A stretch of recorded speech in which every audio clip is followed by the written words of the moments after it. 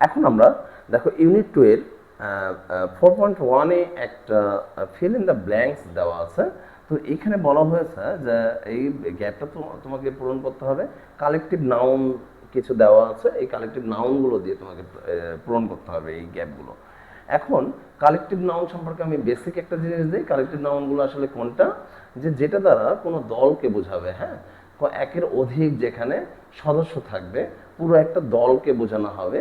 যেই শব্দগুলো দ্বারা কোনো নির্দিষ্ট দলকে বোঝানো হয় তাকে কিন্তু কালেকটিভ নাউন বলা হয়। নির্দিষ্ট না, যে কোনো দল হতে পারে, বাট ওইখানে সদস্য কিন্তু থাকবে একের অধিক। হ্যাঁ, একের অধিক। আবার তাহলে আমরা এখন এই প্যাসেজটাতে চলে যাই, যে আমরা এটার সলিউশনে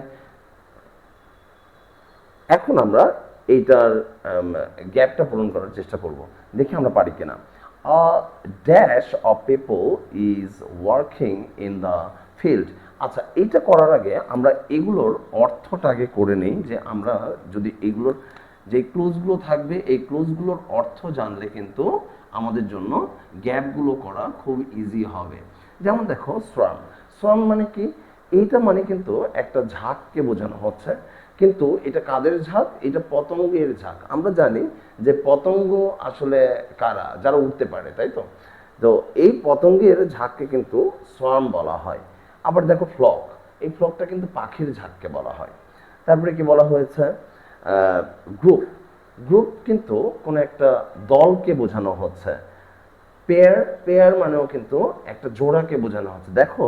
আর সেট মানে বলা হচ্ছে যে একগোত্রীয় জিনিস যেখানে থাকে, সমগোত্রীয় জিনিস যেখানে একসাথে থাকে, সেই টোটাল জিনিসটাকে কিন্তু সেট বলা হচ্ছে। তাহলে দেখো একটা জিনিস লক্ষ্য করো, যে এই পাঁচটা যেই ক্লুজ দেওয়া আছে, এই পাঁচটা ক্লুজের মিনিংই কিন্তু দাঁড়াচ্ছে দেখো একের অধিক। একটা পতঙ্গ দিয়ে কি একটা ঝাঁক তৈরি করা পসিবল? করা পসিবল না। বা একটা পাখি দিয়ে কি একটা ঝাঁক তৈরি করা পসিবল? পসিবল না। অনেক থাকবে, অনেক পাখি থাকবে। গ্রুপ, একজনকে দিয়ে কি একটা গ্রুপ করা পসিবল না, ওইটা গ্রুপ হয় না। কয়েকজন মিলে কিন্তু একটা গ্রুপ করা হয়। পেয়ার, দেখো পেয়ারও কিন্তু যেমন জোড়া বলা হয়েছে, এখানেও কিন্তু একের অধিক আছে। সেট, একজনকে দিয়ে যেমন সেট হয় না, ঠিক সেম ভাবেই এই পাঁচটার মিনিংটাই যেহেতু আমরা আলাদা আলাদা দেখলাম, প্রতিটাই কিন্তু এক একটা দলকে বোঝানো হচ্ছে, তাই এগুলো সবই কালেক্টিভ নাউন। তাহলে দেখো প্রথম প্রথম ইয়েতে দেখো, গ্যাপে দেখো, এখানে বলা হয়েছে আ ড্যাশ অফ পিপল। এখন আমরা কি আ dash of people is working in the field, বলা হচ্ছে যে এক কিছু মানুষজন কি করে, মাঠে কাজ করছে। তাহলে দেখো এখানে কি আমরা বলতে পারি যে এক ঝাঁক মানুষ মাঠে কাজ করছে? বলতে পারি না, তাহলে এটা আমাদের হবে না। আবার এক ঝাঁক মানুষ কি পতঙ্গ? তাই আমাদের এটা হবে না। এক ঝাঁক পাখি, এক ঝাঁক মানুষ, এটা কি বলি আমরা? এটা হয় না। তা এক এক পেয়ার বা এক জোড়া মানুষ কাজ করছে, এটাও কিন্তু আমরা বলি না। এক সেট মানুষ কাজ করে, এটাও কিন্তু বলি না। তাহলে আমরা এটা বলতে পারি যে এক দল মানুষ, তাই আমরা এটাতে গ্রুপ ইউজ করব। একদল মানুষ কি করছে? মাঠে কাজ করছে। তারপরে কি বলা হয়েছে দেখো, যে we saw a dash of butterflies over the flowers. আমরা দেখেছিলাম, কি দেখেছিলাম? তাহলে গ্রুপটা হয়ে গেল, এক জোড়া হবে কি ওয়ান পেয়ার অফ বাটারফ্লাইজ না।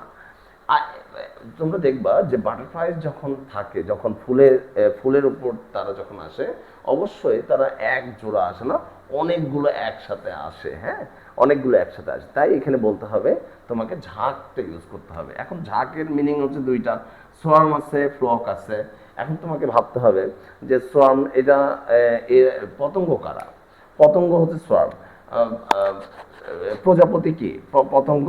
তাই এখানে আমরা ইউজ করব swarm.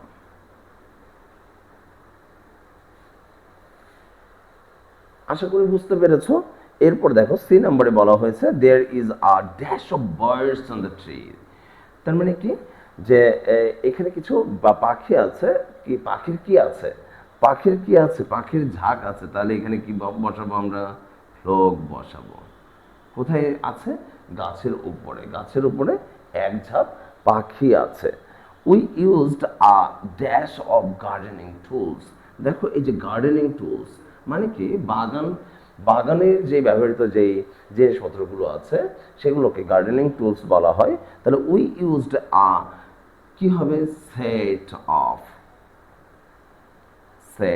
Of gardening tools to clean the garden. আমরা গার্ডেন পরিষ্কার করার ক্ষেত্রে কিন্তু এই যে আমরা গার্ডেনিং টুলসটা সেটটা আমরা ইউজ করি।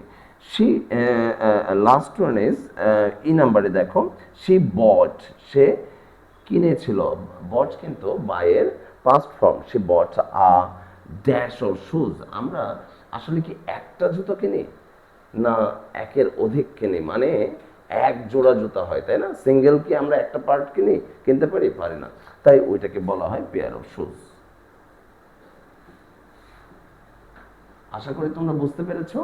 তো এই ছিল আমাদের ইউনিট 2 এর টপিক। তো ভালো থেকো, আল্লাহ হাফেজ।